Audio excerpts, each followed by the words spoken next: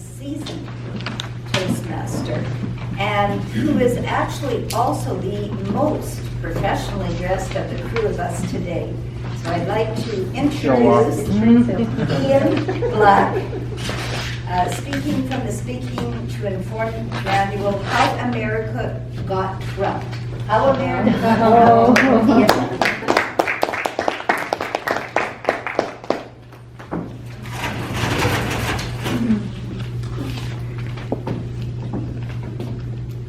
Television. Television is an invention that permits you to be entertained in your living room by people you wouldn't have in your home. Madam Table Topics, Madam Toastmaster, fellow communicators, and welcome guests. When I was growing up, when we wanted to be entertained at home, we didn't have TV. We had a radio. But I read comics or I read a book. My father read books. My mother read magazines. We found ways to be creative and be entertained. Then the television came along. Now, my father wasn't a big fan of getting TV, but he got one for the house. And surely we started gravitating towards television. Well, guess what? So did the rest of the world, and particularly in the United States of America. And there were all kinds of, Howdy Doody and all kinds of very innocent little programs that started off, but then the advent of reality television programs came on the scene. And sure enough, Donald Trump inserted himself in that world. He had an idea. Came up with this idea called The Apprentice. We'll have a whole bunch of people compete for jobs in the Trump organization. And he set about recording these programs in Trump Towers, the very place which is heavily secured these days. Well, guess what happened? It was a huge success.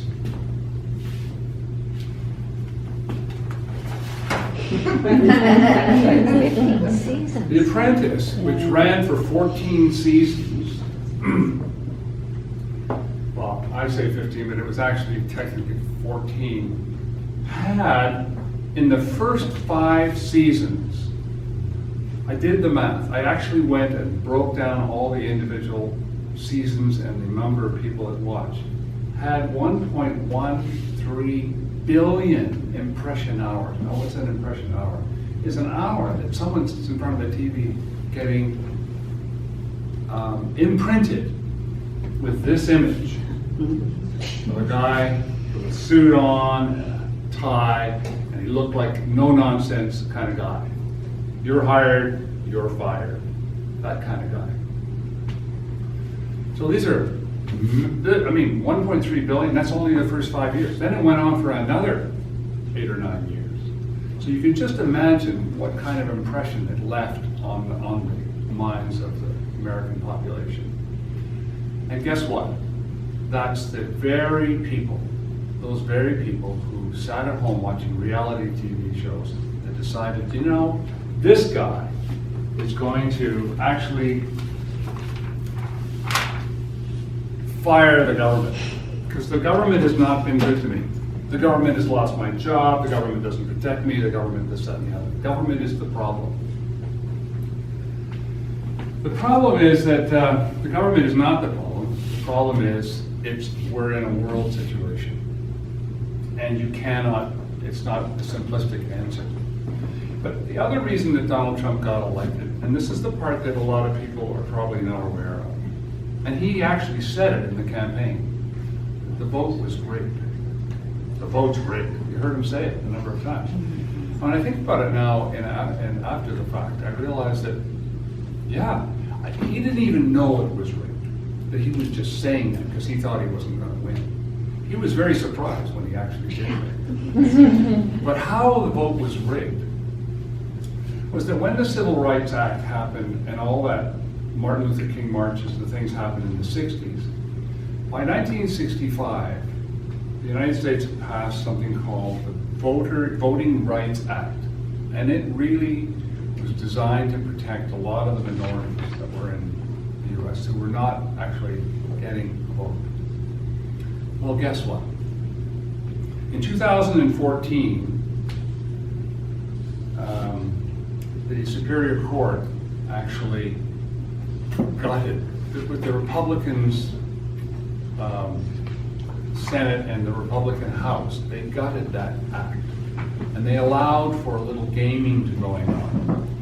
And so in 2014, there was a voter registration cross-check program initiated by the governor of Kansas.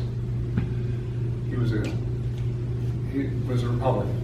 And he enlisted the help of 27 other Republican states to also do this voter registration cross-check program. And what was it really designed to do was stamp out voter fraud.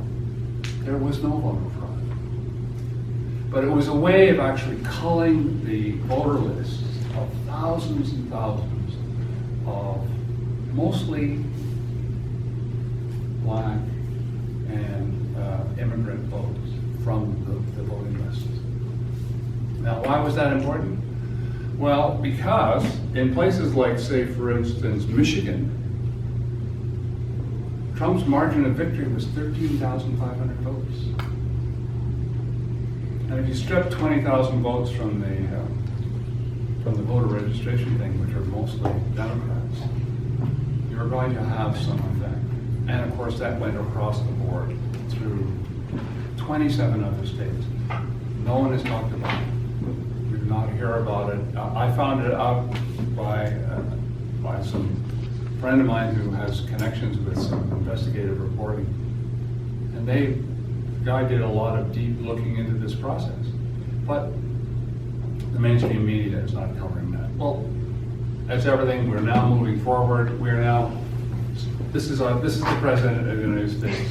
The President of the largest country in the free world that has the most powerful army, the most powerful weapons.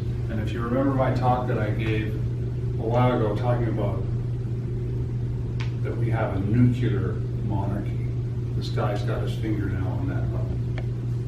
So this is what we have to look forward to. But because of his incredible involvement in so many business activities, there more than likely will happen in the next 24 months or so, a conflict of interest that will in fact be impeachable. And remember, he's not a Republican. He's not a Democrat. He's a populist. He's an egomaniac. He's a person who basically believes in his own star. And so he's not going to have a lot of friends. And when they find out things that will be impeachable, he will be impeached. And we will then get Mike Pence will be the president who will serve out the rest of the term. But nevertheless, there is an off chance that this outsider might actually shake up the status quo to such a degree that the other parties actually get very real with organizing in a way that has some benefit for us as the citizens of the world. What do you do when you add media to democracy? You end up with mediocrity. Thank